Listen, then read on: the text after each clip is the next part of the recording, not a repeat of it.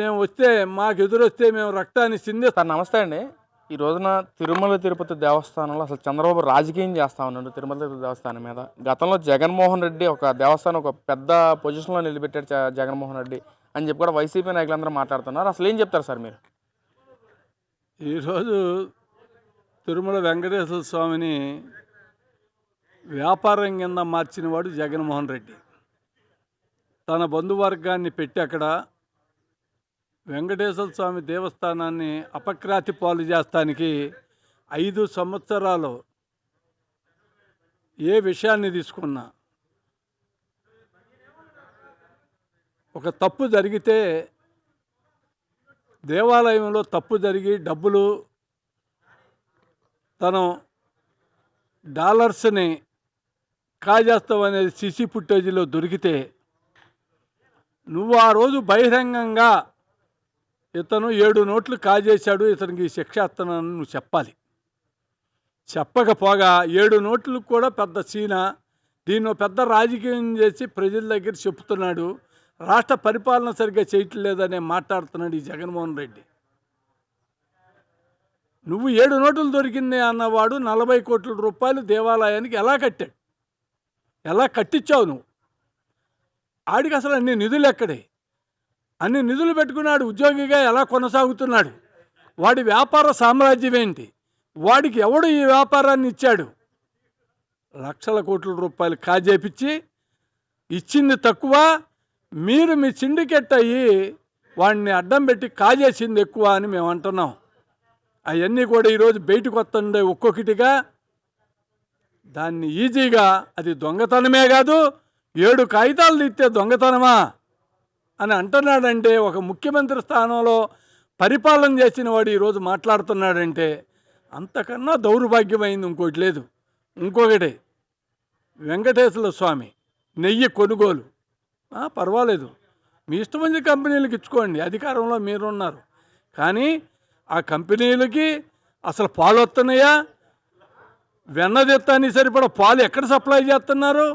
ఆ డైరీలో అసలు పాల ఉత్పత్తి ఉందా అనేది లేకుండా కెమికల్ ద్వారా నెయ్యిని తయారు చేసి, రకరకాల విషవాయువులతో నెయ్యి తయారు చేసి, టన్నులు లారీల నెయ్యిని తీసుకొచ్చి క్వాలిటీ లేని దాన్ని లడ్డూ తయారు చేసి ఈ రాష్ట్ర ప్రజానీకం యొక్క మనోభావాన్ని దెబ్బకొడటానికి, ఈ రాష్ట్రం యొక్క ప్రజల యొక్క ఏ దేవుడి మీద అయితే మరి ప్రసాదం అనే భావం ఎంత ఈ రాష్ట్ర ప్రజానీకానికి ఉందో దాన్ని పూర్తిగా నువ్వు రెండో పక్క నుంచి దెబ్బ కొడటానికి ఇలాంటి తప్పుడు విధానం చేసి తిరుపతి మీద రాజకీయం చేస్తున్నామని. రాజకీయం చేస్తే ఇవాళ రాజకీయం కానీ చంద్రబాబు గారు చేస్తుంటే నువ్వు నిర్భయంగా వచ్చి మాట్లాడు.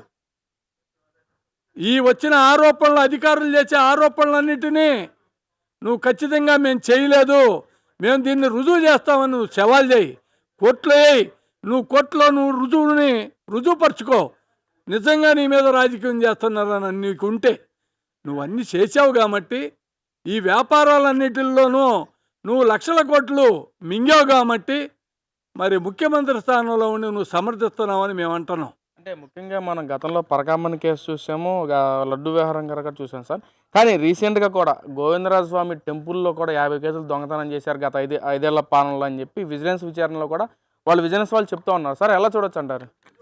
అసలు మోసమండి. బంగారాన్ని, గోవిందరాజ టెంపుల్లో బంగారాన్ని నిట్టనీరులో 30 కిలోల బంగారాన్ని కాజేసి 50 కిలోల బంగారాన్ని మరి కాజేసినట్టుగా మనమేమి ఇది చంద్రబాబు గారి తూకం వేసి అని చెప్పట్లేదే.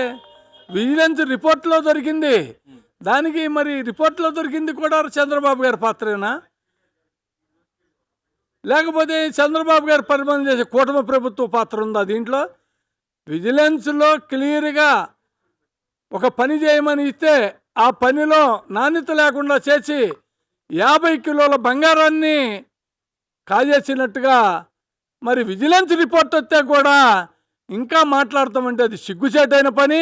ఈ రాష్ట్ర ప్రజానీకం ప్రతి విషయాన్ని కూడా మీరు చేసే తప్పులన్నీ కూడా గతంలోనూ గమనించారు, ఇప్పుడు కూడా మీరు మాట్లాడేది గమనిస్తున్నారు.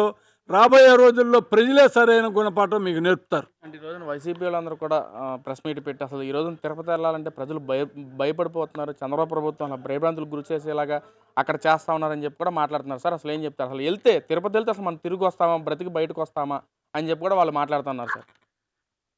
ప్రజలకు ఒక రకమైన నమ్మకం పెరిగి మనం చక్కగా తిరుపతి దర్శనం చేసుకోవచ్చని గతం కన్నా ఎక్కువ మంది ప్రజానీకం వస్తున్నమాట వాస్తవం.